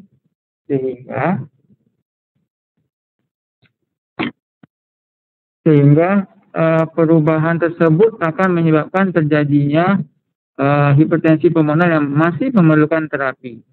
Nanti akan dievaluasi selama bisa 6 bulan ataupun 1 tahun. Tadi seperti yang saya sampaikan tadi bahwa ada potensi hipertensi arteri pulmonaris itu menetap pada pasien yang sudah dikoreksi itu sekitar 7-13% pada pasien dewasa atau 10% pada pasien dengan anak-anak. Jadi meskipun sudah diintervensi itu sudah ditutup dengan surgical, obat-obat untuk arteri pulmonaris masih bisa diberikan karena adanya potensi genetik yang menyebabkan hipertensi arteri pulmonarisnya bersifat menetap. Mungkin demikian Dr. Jadi. Ya, terima kasih Dr. Kino. Jelas. Berikut ini pertanyaan ditujukan sebentar. Pada Dr. Yani ada 2 pertanyaan, Dr. Ferry dan Dr. Ayana Putri. Jika kami dokter umum praktek di swasta tidak memiliki sarana EKG dan ronsen, bagaimana cara kami mendiagnosis pH di Vaskes 1? Kapan pasien kami sarankan untuk ekokardiografi? Yang kedua, Dr. Yani ya, bagaimana kami membaca hasil ekografi jika di sana tertulis high probability pH? Apakah boleh kami memberikan terapi? Pasien sudah biasa dengan pemberian sildenafil. Apakah penggunaan pil yang lama pada pH mempengaruhi aktivitas seksual? Silakan, Dokter, ini ada 2 pertanyaan. Baik, terima kasih untuk pertanyaannya. Memang karena presentasi saya diberikan judulnya lebih spesifik ya, jadi saya agak susah menarik ke teman-teman dokter umum memulainya dari awal lagi untuk membahas tentang PAH dan pH ini.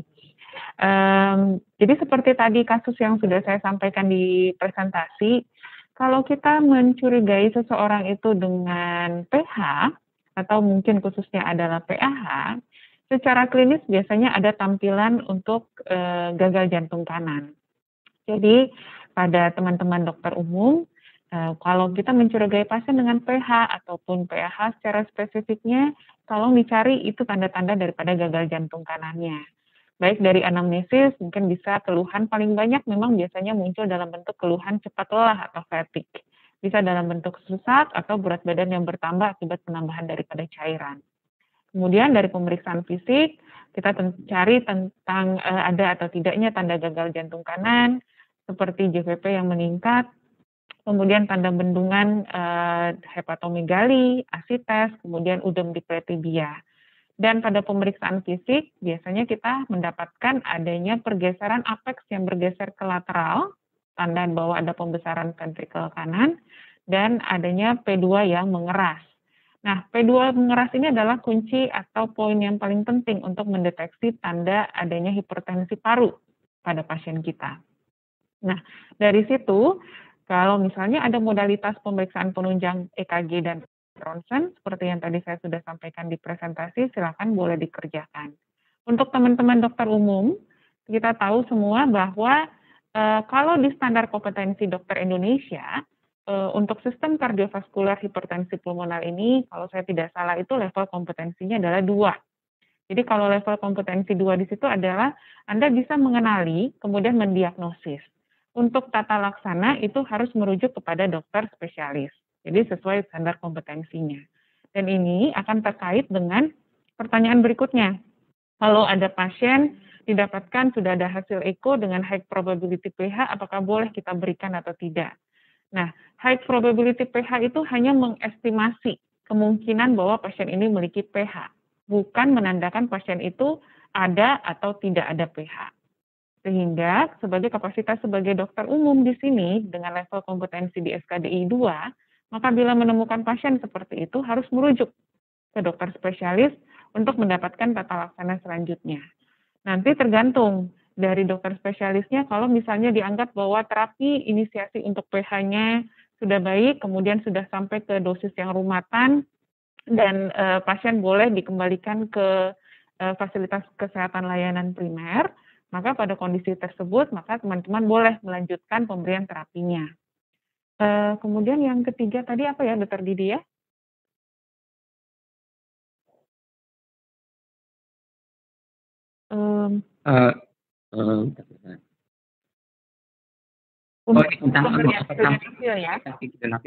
Iya, efek samping sildenafil mungkin Dr. Kino lebih paham sepertinya. Dengan efek samping sildenafil. Ya, memang boleh nanti dibantu jawab sama Dr. Kino karena memang presentasi saya saat ini memang khususnya kan untuk diagnostik ya. Jadi biasanya memang kita memberikan salah satu terapi untuk pH itu adalah dengan obat sildenafil. Dan kita tahu juga bahwa sildenafil ini sering dipakai untuk pasien-pasien dengan masalah disfungsi ereksi. Inisiasi daripada obat sildenafil itu dosisnya tidak seperti dosis obat untuk pasien dengan disfungsi ereksi. Jadi kita memulainya dengan dosis inisial rendah, kemudian nanti dititrasi atau dinaikkan dosisnya secara bertahap, tergantung dari data ekokardiografi atau mungkin data kateterisasi jantung kanan yang yang didapatkan pada pasiennya. Oke, itu silakan Dr. tambahkan. Silakan, Dr. mau nambahkan boleh? Baik, terima kasih. Efek samping dari sildenafil pasien sampai saat ini belum ada kita temukan, kecuali pasien mendapatkan terapi-terapi lain yang kombinasinya bisa berefek pada pasien, terutama pada pasien dengan adanya SKA atau adanya CAD, itu tidak boleh diberikan pemberian obat-obat nitrogliserin. Yang bisa terjadi pada pasien dengan pemakaian sildenafil adalah tekanan darahnya menjadi turun atau menjadi hipotensi. Tetapi jika hanya terapi tinggal terapi, itu tidak akan masalah pada pasien. Karena dosis yang diberikan kepada pasien dengan arteri hipertensi arteri pulmoner itu dari dosis yang paling kecil, kemudian kita aktitrasi sampai dosis maksimal itu 1 mg per kilo per kali. Tidak mencapai dosis untuk pengobatan disfungsi ereksi. Demikian Dr. Didi, Yani. Terima kasih Dr. Kino. Kepada para peserta, memang mungkin semua pertanyaan tidak bisa kami jawab, jadi kami akan seleksi yang mana yang bisa mewakili ya kadang saya dikatakan. Ini pertanyaan dari Dr. Vini Fitriani, ini seorang respirologi anak. Kalau dilihat dari klasifikasi pH saat yang disebut tadi, tidak ada istilah lagi istilah primer, istilah primer dan sekunder. Pemahaman saya, pH yang diduga disebabkan oleh kelainan paru merupakan pH sekunder. Apakah pada klasifikasi ini termasuk dalam pH yang disebabkan oleh kelainan paru? Jika kelainan parunya tidak bisa dikoreksi, terutama pada anak, seberapa bermanfaat pemberian obat anti pH? Silakan Dr. Kino. Jadi kasus pH primer, pH sekunder menurut respirologi. Terima kasih Dr. Didi. Jadi istilah hipertensi pulmoner primer itu mungkin akan diganti dengan idiopatik pulmonary arterial hipertensi atau IPA. Dan yang sekunder tadi karena masalahnya adalah di vaskuler parunya sendiri. Itu obat-obat ini tetap ada manfaatnya, ada kepentingannya terkait terutama pada keluhan yang dirasakan oleh pasien. Idealnya adalah untuk pasien dengan hipertensi pulmoner disebabkan oleh kelainan vaskuler paru itu sendiri adalah transplantasi paru obatnya. Tapi obat-obat farmakoterapi ini bisa mengurangi progresivitas perburukan dari fungsi paru dan bisa memperbaiki kualitas hidup dari pasien atau memperbaiki kapasitas fungsional dari pasien dengan penyakit hipertensi pulmoner. Mungkin demikian Dr. Didi. Terima kasih Dr. Kino. Terima kasih, mudah-mudahan bisa dipahami. Berikut dari Dr. Ismir Fahri. Pertanyaannya mungkin ke Dr. Kino ini. Pada pasien ASD high flow moderate resistant reactive oxygen test dilakukan ASD closure. Namun oleh BTKV masih dibuat ASD creation kecil untuk antisipasi pH kritis. Saat ini pasien masih pH moderate dan cenderung right heart failure. Pilihan terapi pH orang dengan sildenafil kombinasi dengan donor apakah ada tempatnya? Silakan Dr. Kino. Baik, terima kasih Dokter. Meskipun sudah dikoreksi dan bisa melakukan intervensi, masih ada kemungkinan hipertensi arteri pulmonaris pada pasien PCB itu menetap. Ini adalah pengaruh dari genetik yang ada pada pasien tersebut. Apabila terapi monoterapi yang diberikan tidak memberikan efek yang baik ataupun masih menyebabkan gejala pada pasien, itu bisa dengan terapi kombinasi. Terapi kombinasi yang paling baik kami level evidence 1B itu adalah pemberian amliteser dan tadalafil. Tetapi yang banyak tidak temukan di poliklinik, juga di Padang ditemukan seperti itu.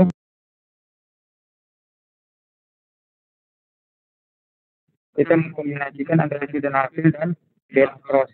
Kombinasi antara sildenafil dan berapros itu level of evidence-nya 2BC. Kombinasi antara ambrisentan dan tadalafil. Ketersediaan obat terkait dengan asuransi pada pasien kita yang hampir sebagai misalnya BPJS itu masih memungkinkan diberikan terapi sildenafil dan berapros. Meskipun evidence-nya adalah 2B, rekomendasi kelas C. Mungkin demikian Dr. Didi. Ya, terima kasih Dr. Kino. Ada lagi dari Dr. Agung Kartoko. Izin bertanya dok, untuk PHTP saat ini mungkin maaf. Ini ke Dr. Yani mungkin diagnosis. Untuk PH type 1, tipe 1 yang sudah dicurigai penyebabnya, apakah perlu tetap dilakukan pemeriksaan sesuai algoritma ESC? Dr. Yani atau Dr. Kino ya? Ya. Kemudian ada pertanyaan, ya, tersambung aja. Bagaimana pengalaman para pembicara tentang pemberian kombinasi obat sildenafil dengan berapros pada pasien Eisenmenger atau pada pasien PH karena problem alkoholik? Mungkin untuk algoritma Dr. Yani bisa mungkin menambahkan. Mungkin untuk yang kedua. Ya, terima kasih Dr. Didi. Jadi berdasarkan dari algoritma yang ada di ESC Guidelines untuk Pulmonary Arterial Hypertension tahun 2015 itu memang merupakan strategi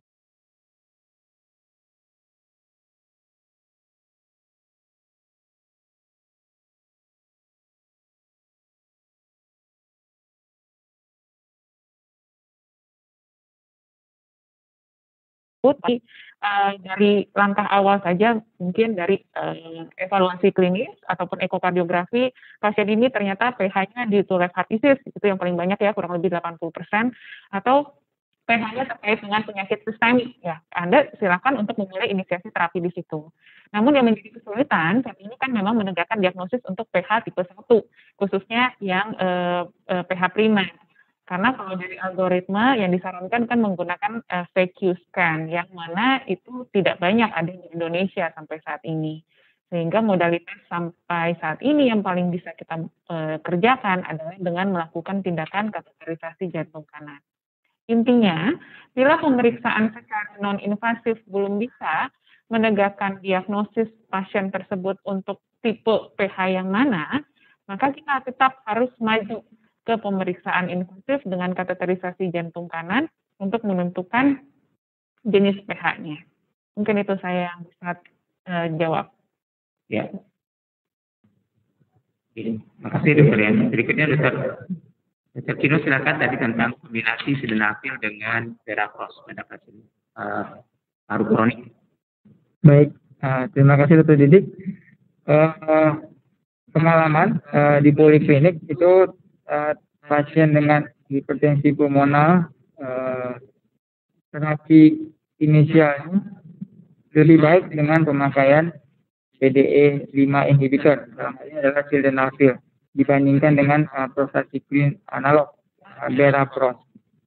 Tetapi pada pasien dengan sindrom Eisenmenger ataupun pasien hipertensi arteris pulmonalis yang sudah diberikan monoterapi dengan sildenafil, tetapi masih ada keluhan, itu terapi kombinasi sildenafil dan berapros memberikan hasil yang lebih baik dibandingkan dengan monoterapi. Karena secara klinis keluhan akan berkurang meskipun saturasi dan kapasitas fungsional atau kateterisasi jantung kanannya tidak memberikan perbedaan yang bermakna. Kombinasi sildenafil dan berapros itu untuk saat ini masih paling mungkin diberikan pada pasien poliklinik karena di cover oleh BPJS meskipun tidak full covernya, tergantung kepada tipe rumah sakit yang tempat pasien tersebut kontrol. Tetapi pasien poliklinik yang diberikan terapi kombinasi sildenafil dan berapros itu keluhannya berkurang meskipun secara saturasi dan kapasitas fungsional masih tetap sama. Demikian Dr. Didi. Terima kasih. Tadi mungkin ada pertanyaan langsung ke Dr. Yani. Jadi silakan ada yang dijawab. Oh iya. Karena nggak sampai ke silakan Dr. Yani kalau ada pertanyaan. Ya, baik. Tadi saya dapat pertanyaannya dari Dr. Nani. Terkait dengan masalah bubble test pada pasien dengan PH. Jadi seperti tadi saat presentasi kita sudah tahu bahwa untuk mengevaluasi probabilitas daripada PH itu harus mendapatkan nilai daripada TR, velocity maksimumnya, kemudian ditambah dengan tanda-tanda tidak langsung dari ventricle ataupun arteri pulmonal ataupun dari IVC dan RA di situ. Jadi ada echo signs.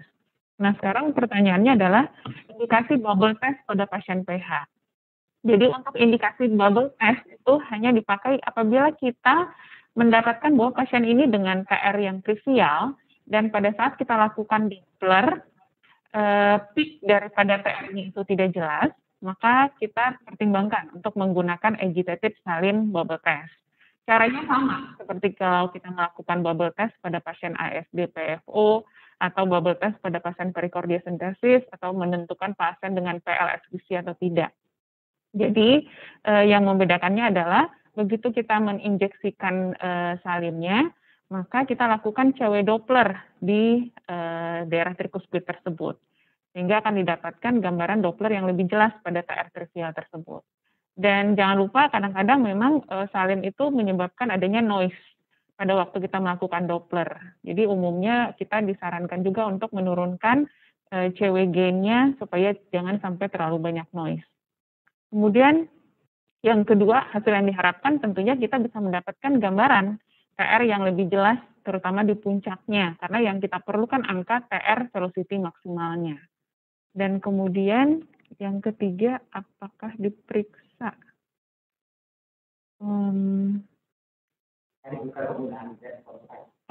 Apakah diperlukan penggunaan zat kontras di sini? Tidak perlu. Jadi karena sifatnya memang bubble saline test, agitated saline test, jadi cukup dengan menggunakan normal saline saja. Cuma yang disarankan memang normal saline, jadi jangan pakai seperti kayak gelofusin misalnya, karena banyak laporan menggunakan agitated saline test dengan gelofusin itu malah justru menyebabkan munculnya banyak noise dari pemeriksaan kita. Mungkin itu Dr. Didi. Ya, terima kasih Dr. Yani. Dan Dr. Nani lagi nih pertanyaan mungkin ke Dr. Kino. Bagaimana pemilihan terapi farmakologi mono atau kombinasi jika tidak bisa dilakukan vasoreactive test? Bagaimana peranan S inhibitor pada pasien PH? Terima kasih. Dr. Kino dan Dr. Ya, terima kasih Dr. Didi. Agak sulit juga pertanyaannya apabila kita tidak melakukan tes vasoreactivity pada pasien karena guideline atau rekomendasi yang ada itu berdasarkan satu stratifikasi resiko pada pasien, yang kedua adalah vasoreactivity testnya. Jadi jika tidak bisa kita kerjakan vasoreactivity test, tentunya kita akan agak sulit menentukan di arah mana posisi terapi yang dilaksanakan pada pasien.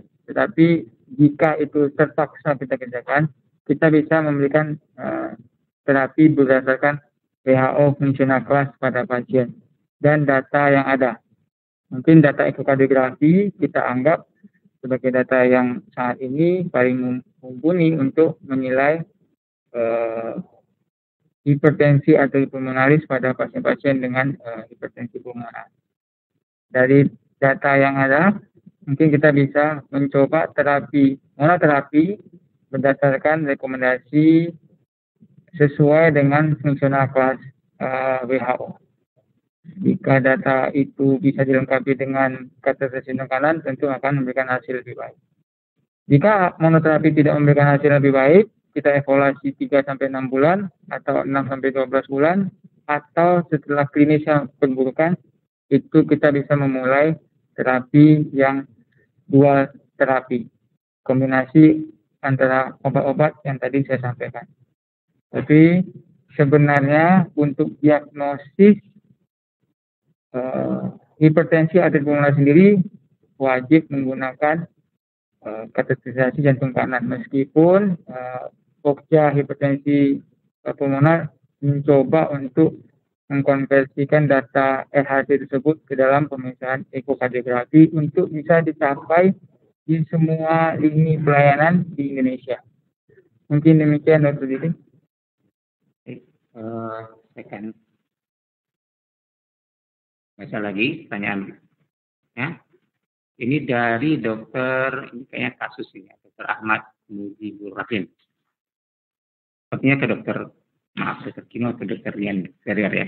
Jika pada pasien yang didapatkan klinis gagal jantung kanan dengan riwayat hipertensi, EKG-nya RPH, ronsen kardiomegali, pada echo ditemukan high probability pH dengan PCR 5 unit dan E/E/nya 17.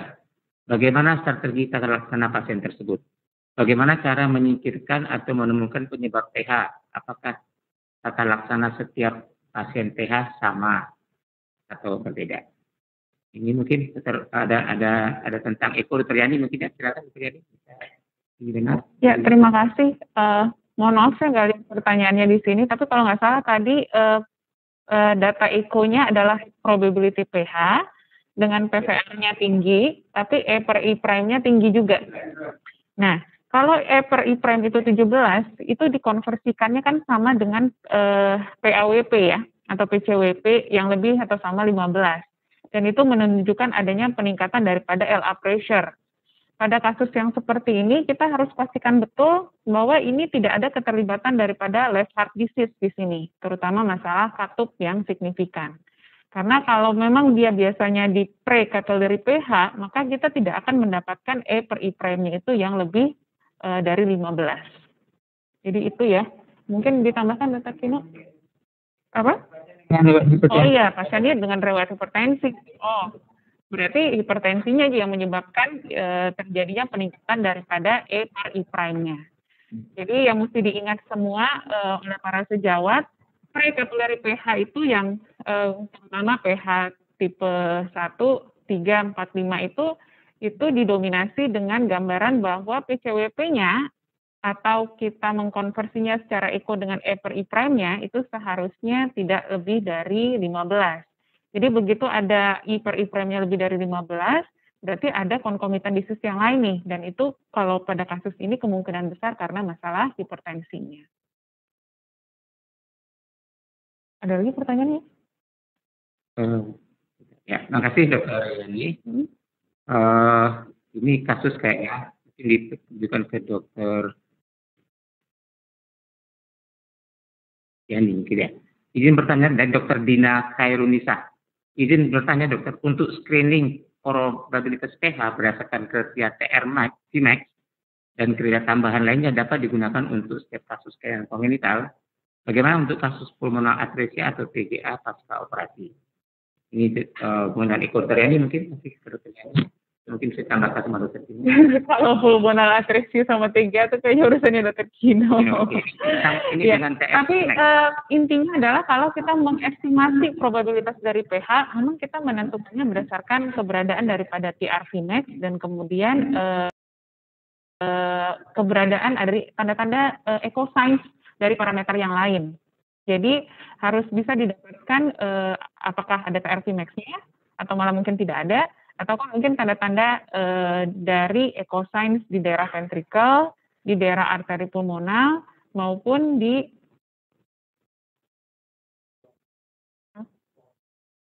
mohon maaf, tadi katanya putus. Jadi saya ulangi lagi, prinsipnya adalah berdasarkan guidelines yang ada dalam mengevaluasi probabilitas pH, maka kita harus menilai gambaran ada TR Vmax-nya dan kemudian echo signs baik di daerah ventricle atau di arteri pulmonal maupun di RA dan di ICC. Jadi itu prinsip dasarnya yang mesti dipegang. Apa ya pertanyaan tambahannya? Nggak ada pH ya saya untuk menilainya.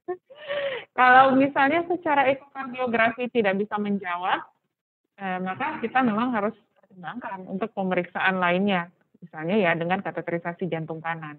Jadi penilaian daripada probabilitas pH itu yang harus diingat itu secara eko itu hanya untuk menilai ini probable atau tidak, tapi bukan betul-betul menyatakan ini ada atau tidak ada.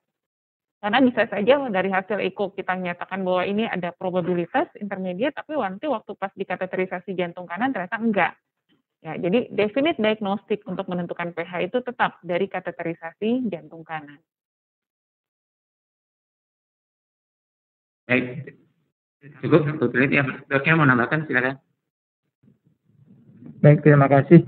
Terkait dengan pertanyaan sebelumnya, bahwa pada pasien transposisi great artery yang sudah dikoreksi secara surgikal, masih ada kemungkinan dia pH, dan evaluasi dari ekokardiografi. Pada koreksi transposisi great artery atau TGA itu, kita memindahkan arteri dan arteri pulmoner dan aorta pada tempat yang seharusnya. Jika usia masih di bawah 6 bulan, kemungkinan dia hipertensi arteri pulmoner masih kecil. Tapi kalau sudah 6 bulan, biasanya kita perlu melakukan kateterisasi jantung kanan terlebih dahulu. Masih ada tempatnya atau potensi hipertensi pulmoner yang menetap pada kasus ini karena peranan genetik tadi. Ada sekitar 3-10% yang pH-nya menetap meskipun sudah dilakukan koreksi. Disinilah perlunya peranan terapi medikamentosa untuk mengatasi hipertensi arteri pulmoner yang masih ada pada pasien meskipun sudah dilakukan koreksi. Kemudian pada arteri pulmonalis, atresi arteri pulmonalis itu terjadi pH biasanya jarang, kecuali ada shunt atau MAPCA yang besar-besar atau PDA yang besar pada pasien, meskipun arterinya pulmonalis atresia, tapi aliran darah ke arteri pulmonalis banyak dari MAPCA atau dari PDA pada pasien. Ketika lebih dari 6 bulan dikoreksi, itu peranan dari PDA dan MAPCA sama fungsinya dengan aliran darah yang shunt dari kiri ke kanan, sehingga ada potensi juga untuk pH sama pH arteri. Tapi kalau MAPCA kecil atau PDA-nya kecil, ya kecil kemungkinan pada atresi pulmoner ada pH. Evaluasinya dari ekokardiografi, kemudian didukung dengan data kateterisasi jantung kanan. Karena MAPCA atau PDA itu ditentukan dari pada pasien-pasien yang sudah dikoreksi dari kateterisasi jantung kanan. Meskipun diagnostik yang non-invasif seperti CT scan bisa dikerjakan, tetapi tidak bisa melihat aliran dari MAPCA tersebut dari aorta ke segmen pulmoner mana yang diisi oleh MAPCA tersebut. Demikian terjadi. Baik, terima kasih. Oh, kita dibatasi waktu. Ada satu pertanyaan lagi ini yang mungkin bisa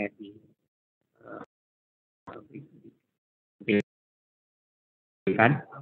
Pada pasien dengan hipertensi akibat ini sebelum operasi. Dan bagaimana peran sildenafil pada kasus ini? Kasusnya mitral stenosis. Mungkin ini Dr. Tino. Silakan.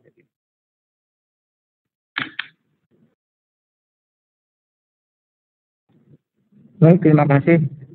Jika dari mitral stenosis kemudian ada pH, ini mungkin pH-nya bukan pH karena permasalahan komunitas hadisis, tapi ini pH di sebelah kiri. Ada bendungan nanti di atrium kiri, ada bendungan nanti di vena pulmonalis, dan pH-nya lebih sifat pH pada vena. Jadi sildenafil di sini peranannya kecil, bahkan boleh dibilang tidak ada, karena di sini terjadinya gangguan aliran yang bersifat mekanik pada jantung kiri. Sildenafil itu fungsinya adalah untuk membantu proses relaksasi di arteriol atau mencegah proliferasi dari arteriol. Kalau pH-nya pH vena, pokoknya adalah atasi masalah mekanik, dalam hal ini adalah mitral stenosis yang ada di jantung sebelah kiri. Mungkin demikian terjadi. Ya, terima kasih Dr. Kino. Ini pertanyaan terakhir dari saya kepada Dr. Yani. Kita dari eko tadi demikian banyak ya, demikian banyak parameter untuk hipertensi pulmoner. Nah, ada nggak kira-kira yang paling simpel dan cukup mewakili yang akan bisa diterapkan oleh mungkin saudara kita yang hanya bermodalkan eko yang sederhana, sehingga ada nggak yang lebih, katakanlah satu pemeriksaan yang simpel tapi punya nilai kalkulasi yang cukup tinggi. Yang terakhir, Dr. Yani, silakan Dr. Yani. Ya, terima kasih Dr. Didi. Mungkin sekalian mengulang take home message-nya. Jadi memang pada kasus hipertensi arteri pulmonal, kita tahu diagnosis pasti itu adalah dengan menggunakan kateterisasi jantung kanan. Tapi dengan keterbatasan source dan SDM yang ada, tidak semua pasien PH yang dicurigai PAH yang bisa dilakukan kateterisasi jantung kanan mungkin saat ini. Sementara teman-teman kita sejawat kardiologis itu sudah banyak di perifer.